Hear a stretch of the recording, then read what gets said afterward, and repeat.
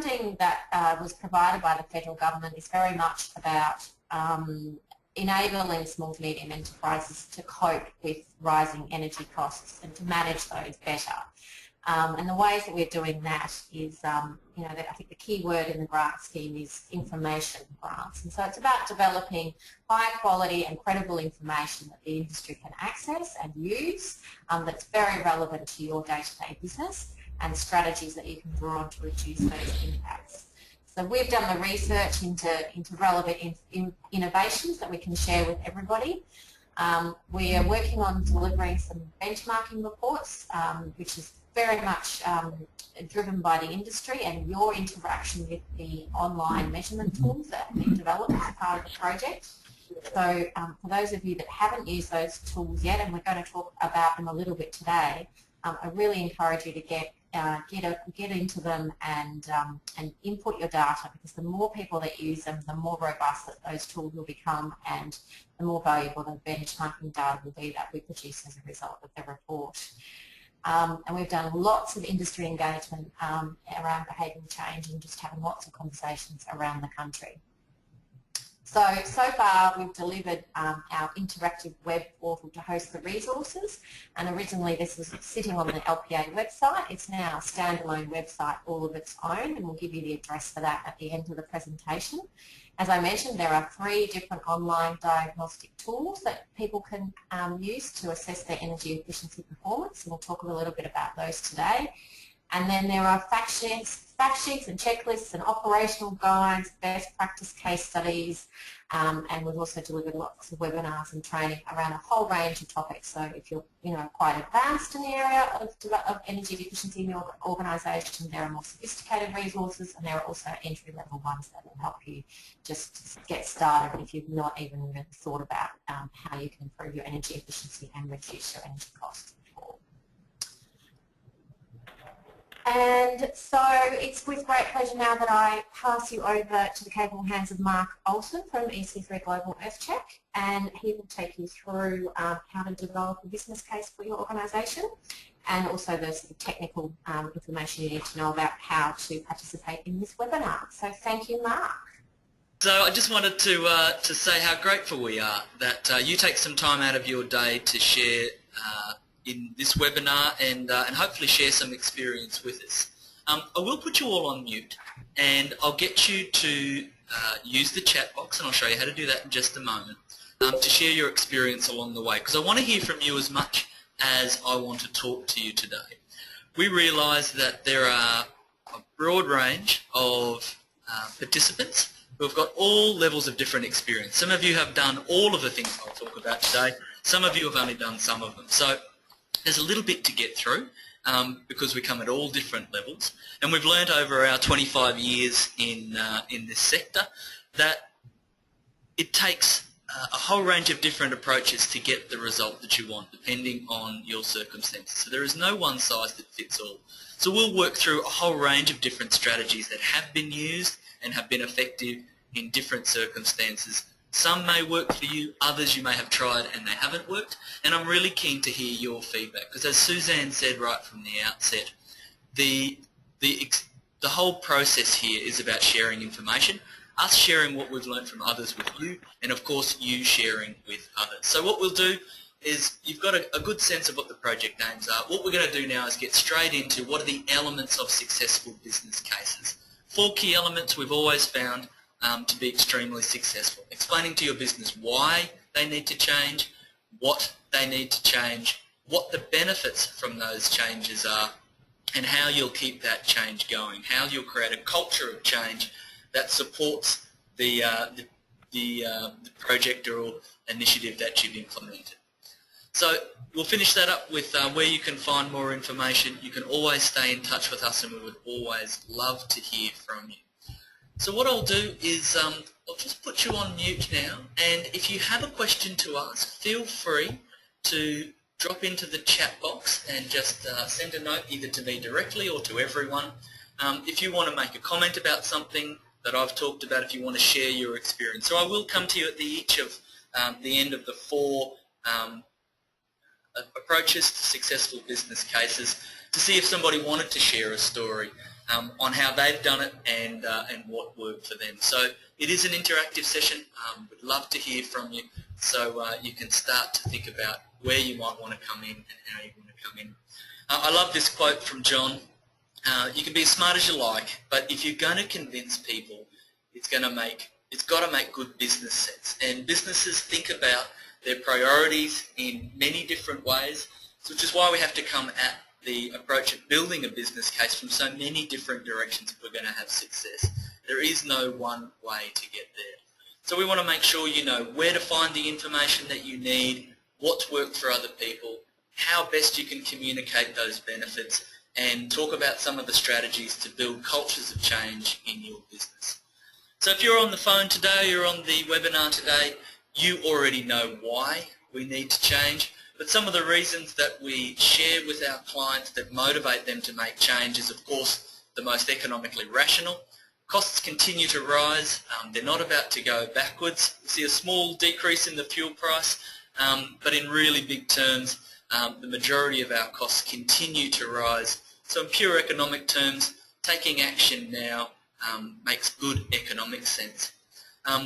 Those cost savings come straight out of the profit margin, so they go straight back into the profit margin when you can make reductions in energy, water and waste. Today we'll focus on energy programs. It's an energy efficiency information, but there's lots of information available on how to reduce and save money in other areas. What we found over the last year and a half, as Suzanne was explaining, and working with businesses, is most people start with take an old piece of equipment and upgrade it to a new one. Effective, good strategy, capitalisation approach. But there's also some of the more challenging approaches include retrofitting, doing whole fit-outs of buildings rather than just taking individual pieces of equipment, implementing new systems like building management systems or BMS, and possibly the hardest, but in often cases the most rewarding part of creating change is actually behavioural change. And I heard a professor of electrical engineering talking about energy efficiency and the corporate world, and he said we've got to remember that technology is really only going to contribute about half of the savings that we need. The other half will come from behavioural change, and you can see that as clearly as day when you work in businesses on a day-to-day basis and you see how staff easily get around or override systems when they don't understand them, and how easy it can be that the technology can be misused and the net result is not a saving. So we work on a really simple premise here at EC3 and Earthcheck, and that is you can't manage what you don't measure. So you want to see real change, and we find that one of the best drivers of behavioural change is providing feedback loop back into the organisation on how much is being achieved. Now, oftentimes clients will come to us and say, but how do we know whether we're doing poorly or whether we're doing well? How do we know whether there is a real need for us to tweak our energy efficiency? And the best way to do that is, of course, looking at your own consumption over time and seeing how that compares to your utilisation rates.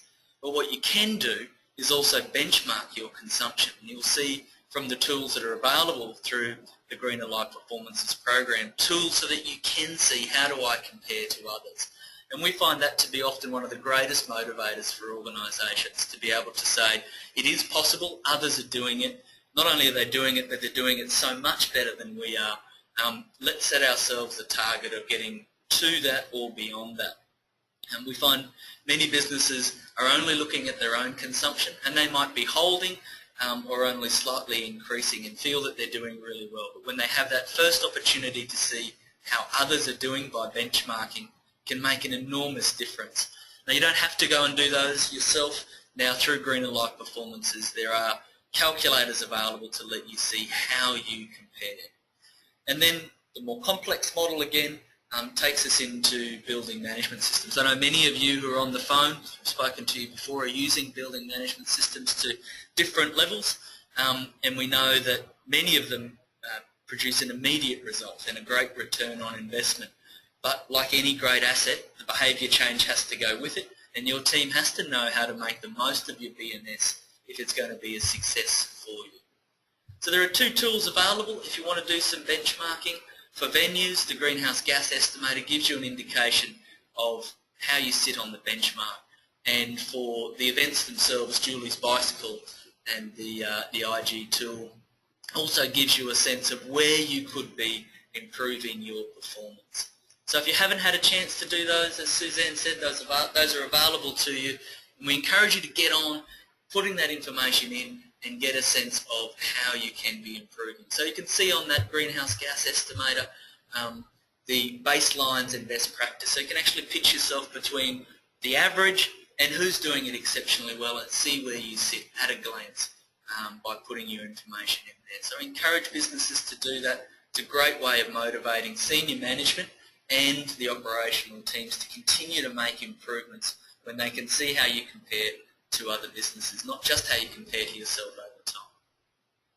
Now the data that you need to do that is all readily available through the bills that you have at hand, but we find many people find it difficult to estimate the uses in different areas. So inability to sub-meter or break down the data from big chunks into small pieces is a challenge we often find. There are two really easy strategies to do that. There is a technology strategy, and sub-metering is so much more effective than it ever was, so much more cost-effective, I should say, than it ever was previously. But the other way to do it is by sampling, the sample methodology, monitoring usage, monitoring times, and allocating that over time.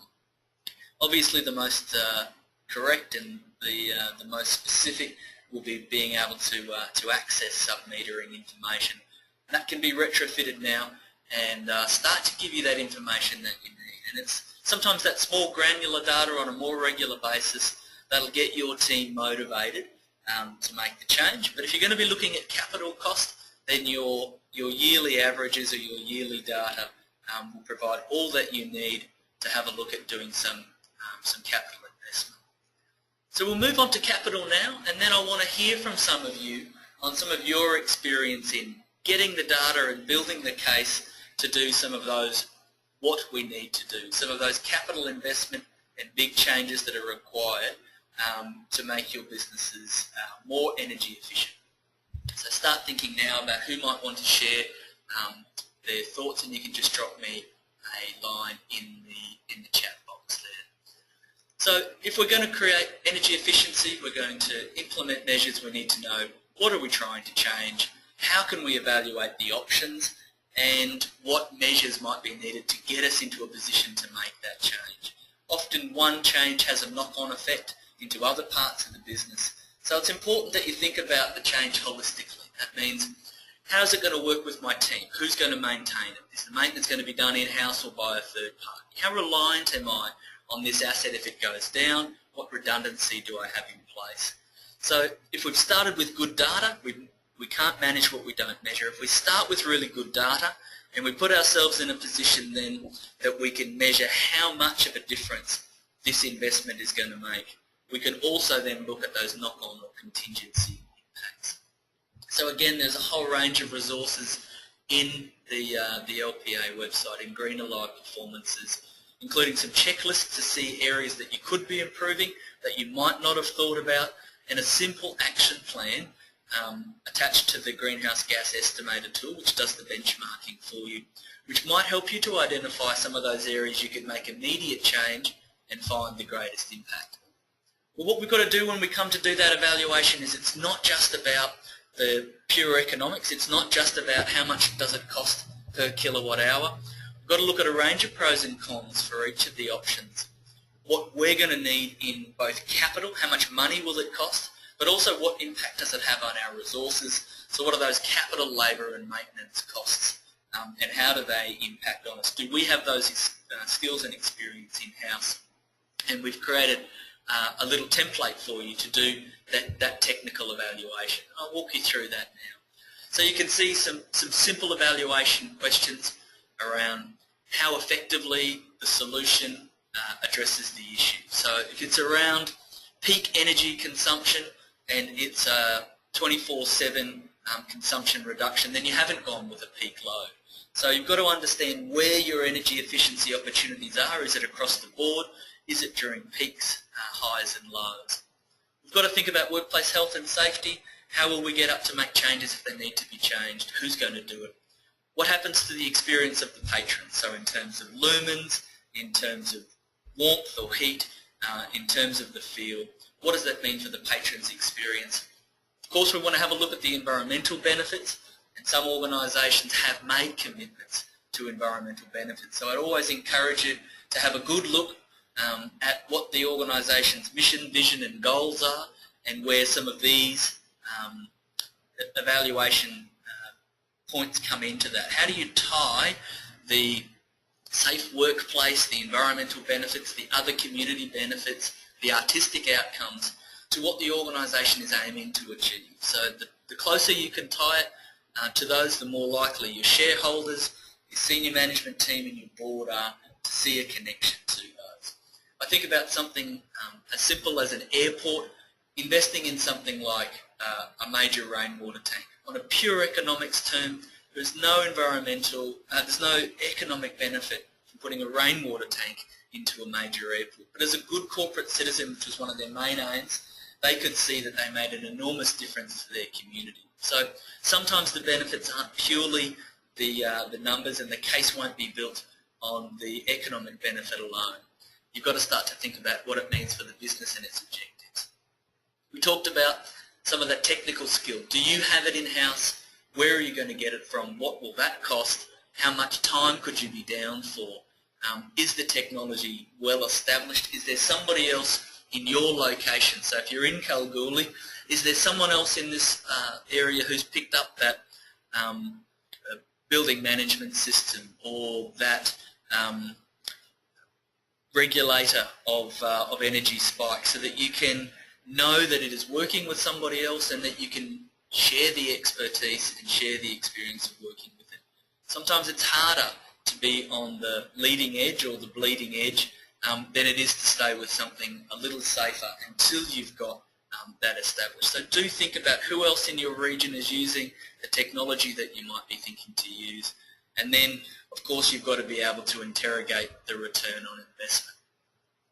So when it comes down to the resources, the capital, the labour, you want to think right across the quadruple bottom line. You want to think about organisation, vision, mission and goals. You want to talk about economic benefit. You want to talk about social or workplace benefits.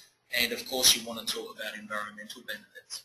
So what I'll do is I'll open up the conversation a little and see if there is somebody who would like to share an experience of finding the data to build a case and start to identify what are the best options for them, and let's share some stories and ideas.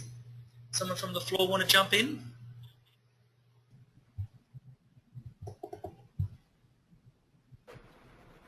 Not just yet. So let me tell you about one of the small performance venues that we worked with in regional Queensland. They knew that their energy bill was high, but they'd never done any real benchmarking to see where they sat. And when we compared them to other small venues, they could see that they were 15 to 20% higher. That was very much constrained to a very small window in time when some of their major equipment was kicking in and getting started, particularly some of their outdoor lighting and some of the big drains that came in the peak load. Now they had a cafe and restaurant on site also, and it was kicking in at around that 5 o'clock, 5:30 time. So what it turned out to be was that pretty much everything was loading on at exactly the same time. The question was, do you change the technology or do we change the behaviour? And we modelled out the cost of much more efficient lighting and much more effective and efficient kitchen equipment that could bring down that peak.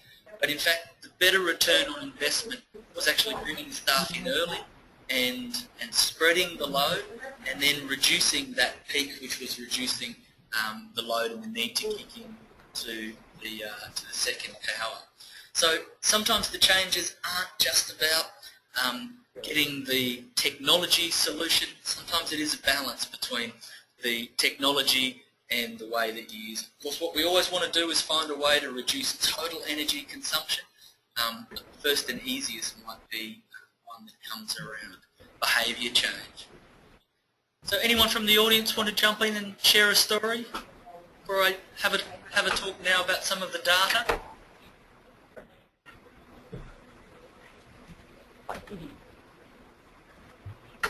Not at this stage?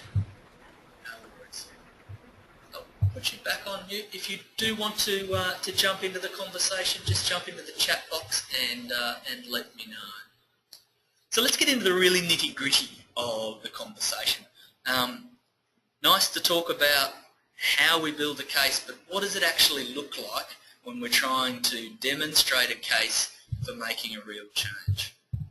So how do we demonstrate those expected benefits that are going to come from a change? Just as I said before, three obvious tangible impacts are economic, environmental and social, but don't forget being able to tie it back to your organisation's vision, mission and goals and make that connection in selling your case. So of course you'll need to know how much the technology or the item is going to cost, whether that be a person or a piece of technology. What's the outlay or the capital cost? You'll need to be able to work out the operating savings and you'll definitely need to be talking about maintenance costs. And that's one of the areas that we find people struggle to find information on, or they haven't built a case around operating and maintenance costs. From that you can talk about return on investment, and from there you can calculate a payback period. So in the resource that we've created for you that's available online that helps you build the sustainable business case, it walks you through a simple table like these. So we've used these many times with businesses. They can be done quite quickly and they can be repeated regularly as more information comes to light.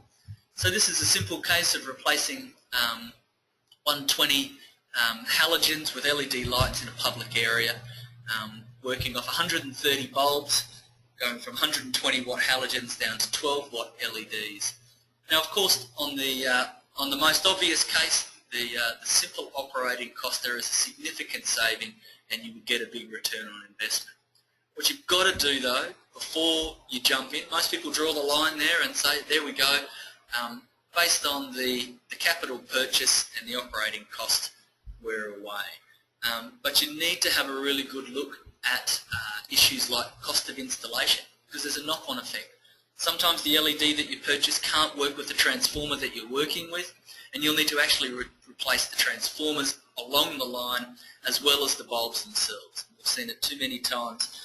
Bulbs put into the wrong sockets, the wrong transformers, and they burn out, and people say these bulbs aren't lasting anywhere near as long as the manufacturer promised. So you do need to get a good understanding of whether you've got the right piece of technology for what you have down the line. What are those knock-on effects in terms of installation cost?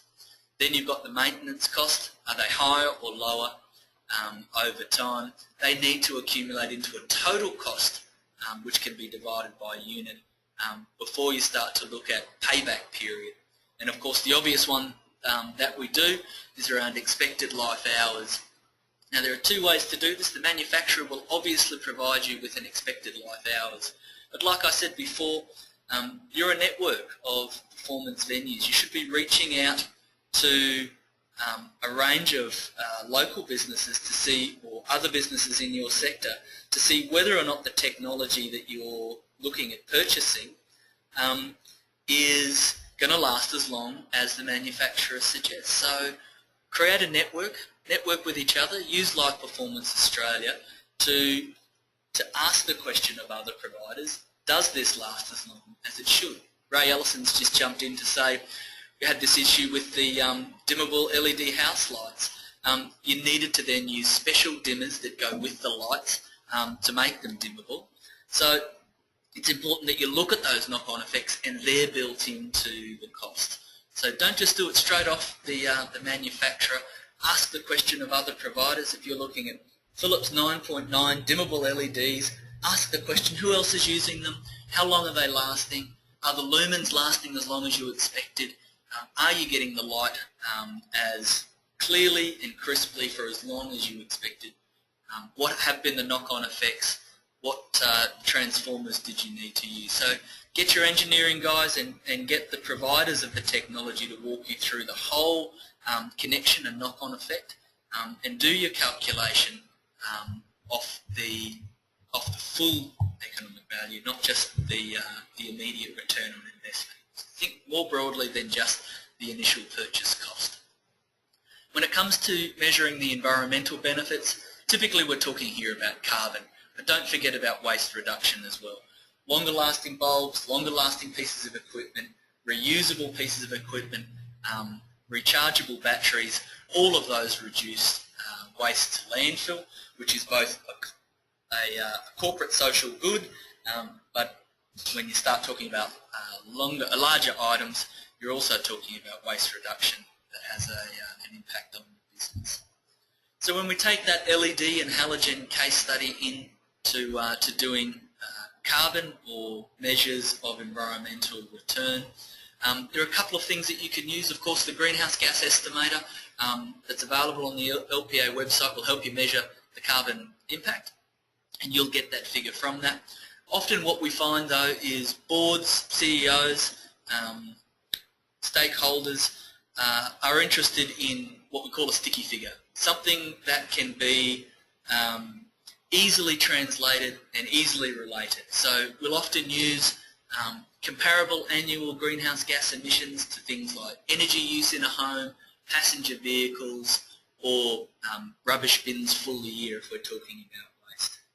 So it's really important that you put that information into a bundle that your reader can really understand.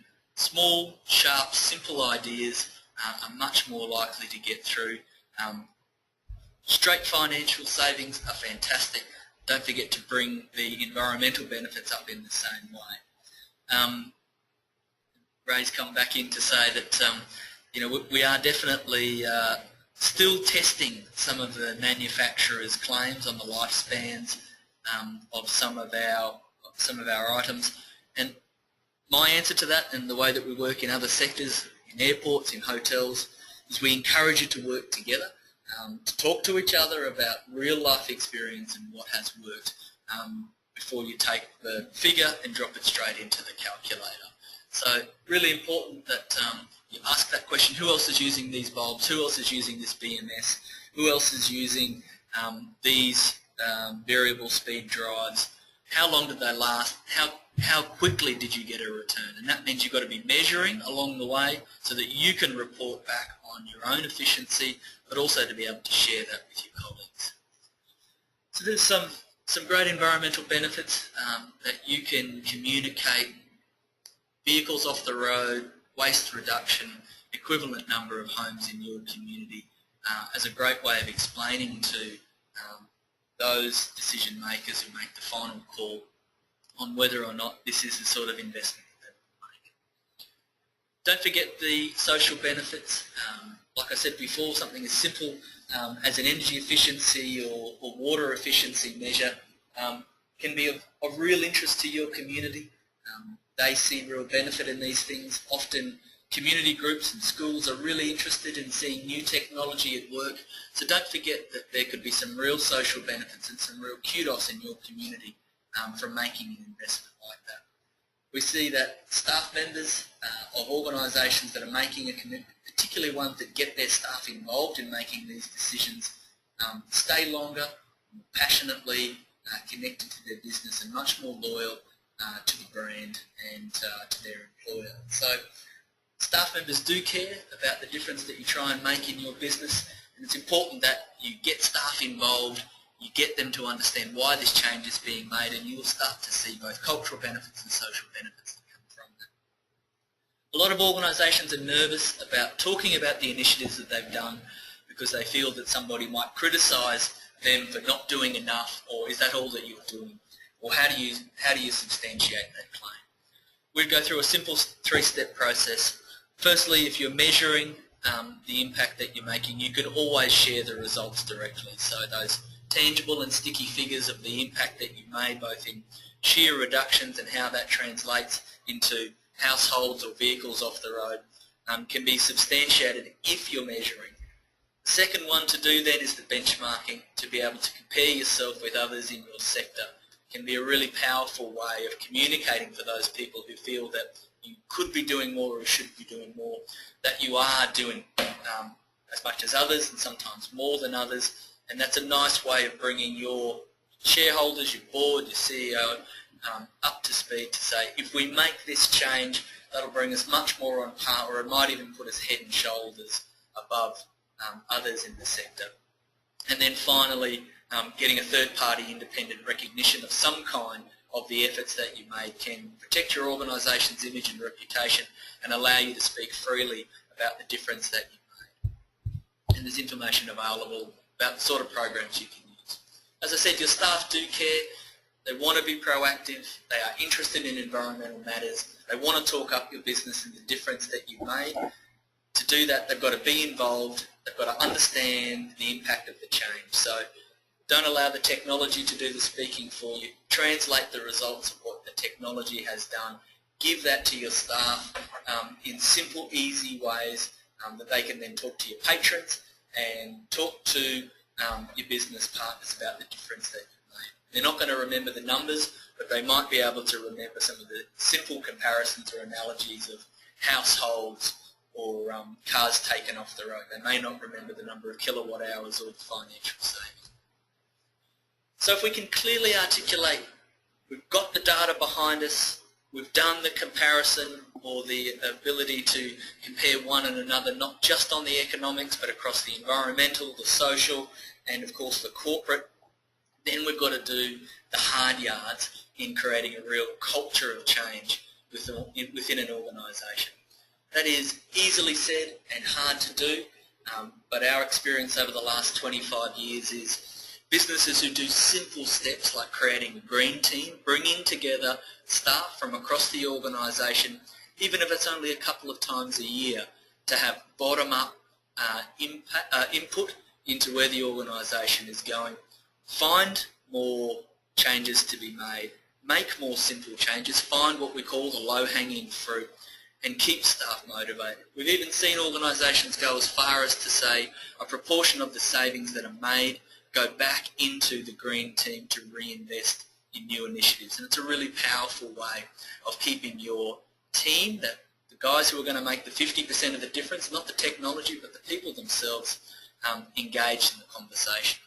So little tools like that. Firstly, top management has to make an overt commitment to doing this, and then they have to be willing to stand by the commitment they've made.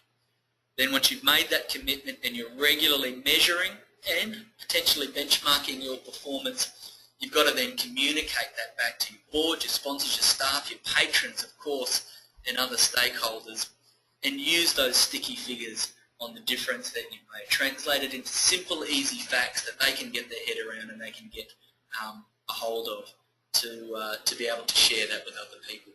Cultures are about sharing information, and you need to bundle up your information in the most simple and easy way, outcomes focused and deliverables focused, so that your shareholders and stakeholders can pass that on to others. Organisations need to know where they're going on this journey. What's our aim? So we say create a vision, and that's such consultant or business analyst speak, but to be able to set a target as a collective, as an organisation, to say that's what we want to achieve, and now we're working towards it, and we're communicating how we're progressing towards it, is so much more motivating than saying we want to improve our energy efficiency, we want to reduce our costs, so let's go ahead and do it. Set a target, make it bold, hairy, audacious if you have to. Get in there, set a clear number that everyone agrees to, including board and top management. Then get people involved and demonstrate how the actions they're taking are contributing to the goal. You do need to empower employees. We find green teams a great way of doing that. Like we said, low-hanging fruit, quick, easy wins, but there's no use having quick, easy wins unless you're accumulating the benefits over time and communicating back to the organisation how much difference you're making and how much closer you're getting to your goal. I find one of the easiest goals to set would be either benchmark or best practice, and that data is all available through the greenhouse gas calculator. You have to celebrate your successes. You have to recognise achievements when they've been made, hit milestones, celebrate progress, and take a moment out to reward those and recognise those that are making the difference. So if you're not in the practice of doing that as a business, again, I really encourage you to do that. Get your green team together, keep the information flowing, and then as you're hitting milestones along the way to achieving your goals, then take a moment to reinvest in the team and reinvigorate them. And that starts to anchor those changes in the culture. It creates a culture of reward and recognition that doesn't have to be about big financials. It can just be as simple as recognising a great idea and being able to share back with the organisation how much difference that idea was able to make. There's a whole range of case studies about how other businesses have done this on the LPA website, the Greener Life Performance's website I should say, prepared by LPA as part of this project. So jump in and have a look at those.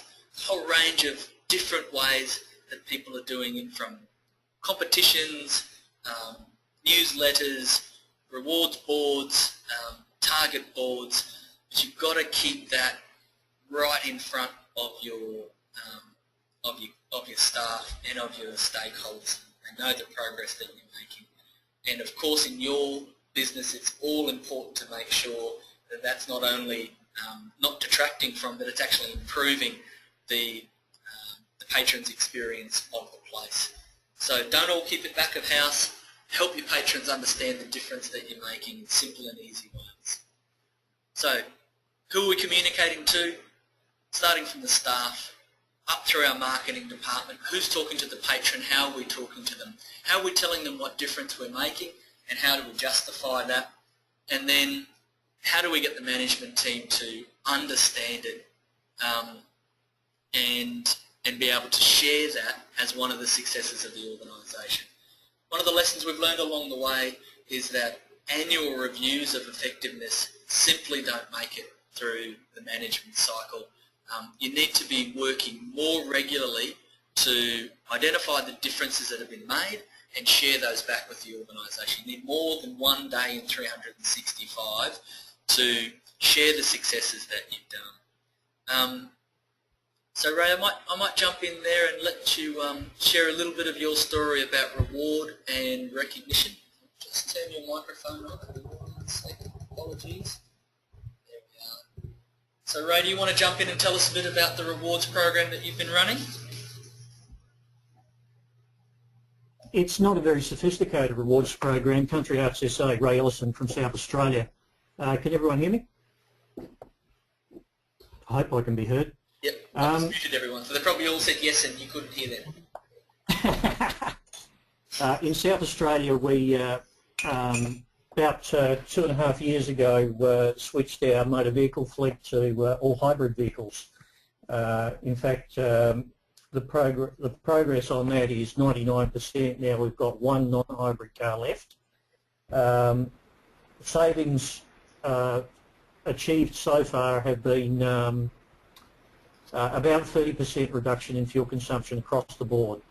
The fleet has performed exceptionally well. We've extended the life cycle of the fleet from 60,000 kilometres to 80,000 kilometres, and we may still extend it further.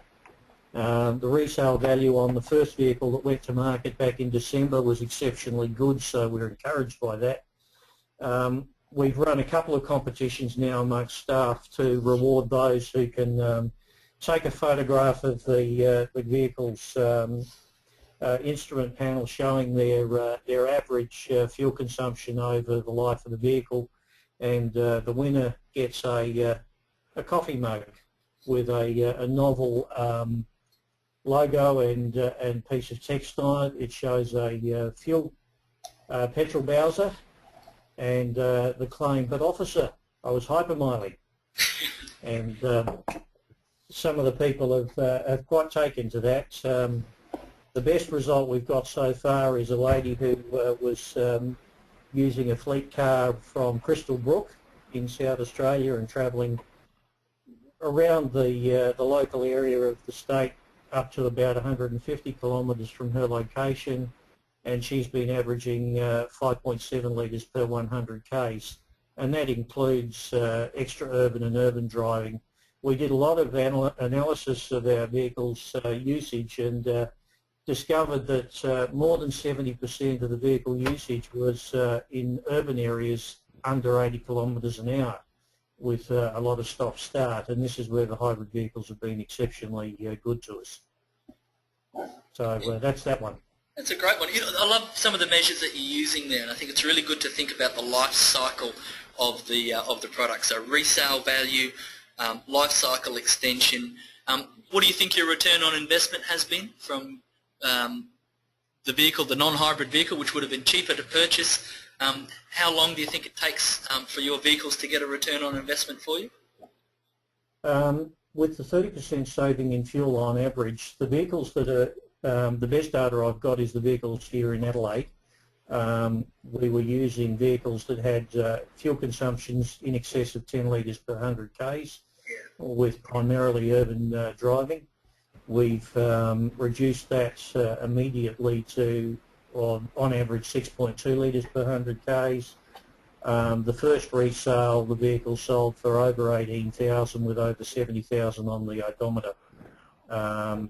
That was a great result. We're using hybrid Camrys and Prius C hybrids.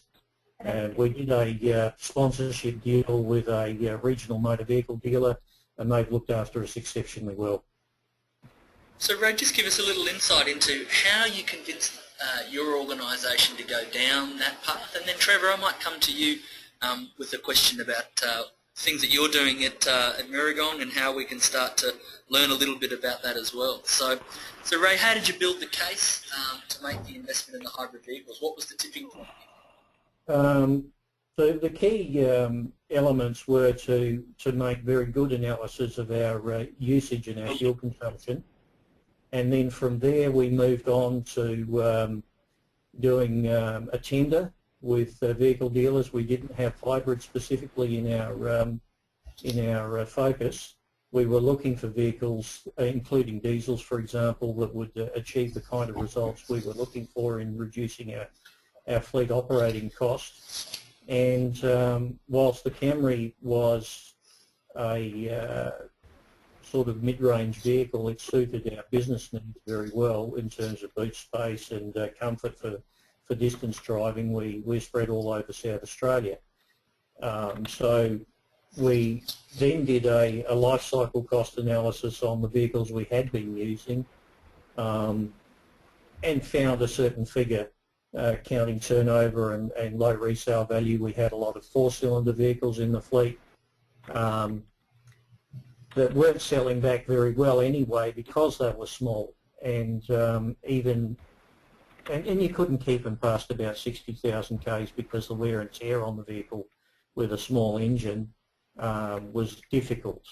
So then we did a calculation using information from one of the vehicle dealers about what expected resale value should be, what the servicing costs were, what the insurance costs were. We got worried about battery life for a little while until we went and talked to some taxi companies and found that the batteries were lasting in excess of 300,000 k's. And so then we did some calculation looking at opportunity cost, the purchasing cost, the resale value, the estimations on fuel consumption. It was a no-brainer once we'd done that. Fantastic. What I love about that story is, yeah, as you say, first you've got to start with good information on what your current consumption is. So with a vehicle, that's obvious, but it means logbooks in a lot of cases unless you've got a vehicle that's tracking that performance over time in its in-house calculation. If you're using a different piece of equipment, if it's not hardwired, if it's actually plugged in, it's a coffee machine or something along those lines, and you want to say, well, we think we could get a better one, but we don't know what the consumption is. Most hardware stores will sell you a cumulative energy counter that you could put onto the unit for a period of time to get that information. You don't have to buy a sub-meter, but if it is hardwired, you want to have a look at kitchens or banquet rooms or public area lighting. Have a chat to a local Sparky about some sub-meter, and you can now have them put on just for temporarily, so you can hire equipment to collect information from individual circuits within your property, use a week's worth, a month's worth, a quarter's worth of data to then forecast what the rest of the year may be like, to give you that baseline information. So from good baselines and then as Ray said, getting information not only from the manufacturer but also from third parties. You said the taxis provided you with some peace of mind on the battery life. That's one of those pros and cons that you've got to weigh up. And sometimes the answer doesn't always come from the manufacturer. It's good to talk to other users about how to do that. Build that case, and then of course importantly what Ray has done, and he's spat a lot of figures at us today. He's got the figures in his head, he's got the figures top of mind. So when the question is asked, was it a worthwhile investment, within a minute he's able to build a really strong case. So Trevor, I might come to you. You happy to jump in and share a few things, and then I'll open the conversation up to others? Yeah, for sure. Can you hear me? Yeah, perfectly. You can, yeah? Hello, can you hear me? Yep, we can hear you perfectly, Trevor. Go for it. Oh, cool. Thanks, man. Hey, how are you doing? We haven't gone through the kind of process that Ray's gone through with his cars, but we have been making cases for things that people kind of accept already. So everyone knows that air conditioning systems cost you money, and if you manage it properly, you can reduce your cost there. So Steve, who's with me in the room at the moment, he goes into our BMS system every week and really reduces the amount of time the air conditioning is on to the absolute minimum. We also, when equipment is coming up and to be replaced, everybody knows that incandescent lights are more expensive than LEDs, and so when the option comes along, we can make the case quite easily. We can point to an audience that understands these things. And slowly but surely, as equipment needs to be replaced or we need to upgrade this, that, and the other, it's quite easy to tell people that we need to use one type of equipment rather than another. We've just had our dressing rooms completely refurbished, and all the lights being put in there are all low energy lights and LEDs and so on. So that's the kind of thing that we're doing, and we're kind of looking at it from a day-to-day thing rather than trying to turn the world upside down straight away. Yeah, I think that's fantastic. So one of the things that we often hit as a hurdle, Trevor, is the piece of equipment you want to replace is extraordinarily expensive. So getting your owners, your shareholders and equity providers to buy into a major capital equipment before the thing falls over can sometimes be a bit of a challenge. But there's a number of strategies you can use. Firstly, as you said, once you know what the consumption is like, you're tracking the BMS, you're seeing where you're at, you're making as much efficiency change as you can through behaviour change, monitoring, reducing, and keeping an eye then on that consumption and how that compares to the manufacturer's recommendation on a new piece of equipment. Allows you then to track over time how long it'll take for the savings then to kick in to cover the capital cost.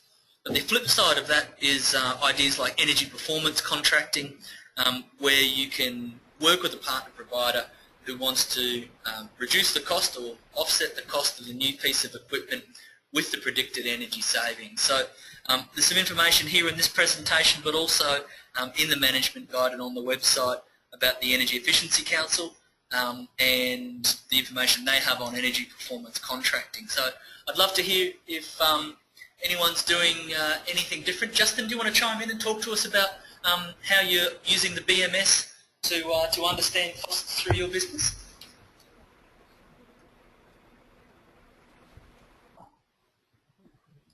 Justin Murphy, do you want to chime on in and tell us a bit more about I might actually pass on that one. Have I got you? Hello, can you hear me? Yeah, fantastic. Go for it. Hello. Look, we're not quite up to the point of tracking costs yet, but we certainly have the capability within our BMS to look at certain meters and certain areas. We've just gone through the process of upgrading our BMS system, and we're hoping, in conjunction with Modern Cyber Centre, who we share a lot of our plant with, that we'll be able to get a better idea of our energy use and who's using it and where the costs go to. Fantastic. Yeah, so BMSs aren't set and forget. You've got to work them. You've got to squeeze as much out of them as you can. Sometimes the information can be a bit overwhelming with the level of content that comes out. That's why we use some of the benchmarking tools to get a sense of where we could be or where we should be, and then use the BMS for some of those fine refinements. So what I might do is bring this section to a close.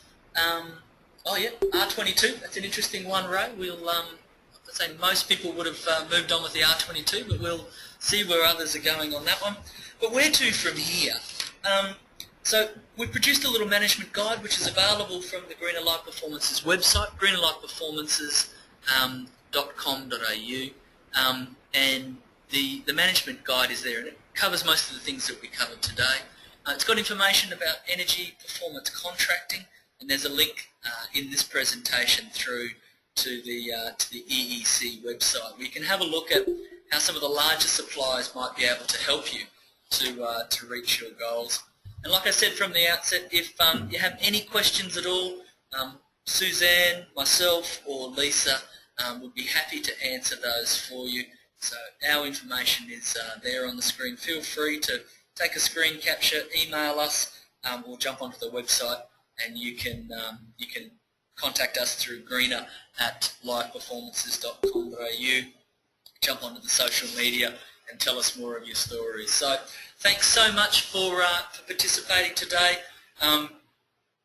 Brad's suggestion, if we can send out the presentation, I'd be more than happy to PDF the presentation, Brad, and send it out to everyone who was involved. So feel free to use that information and share it with others. Really appreciate your time, and again, feel free to reach out to us anytime, and good luck with your next step. All the best. Thanks, everyone. See you guys. Thank you.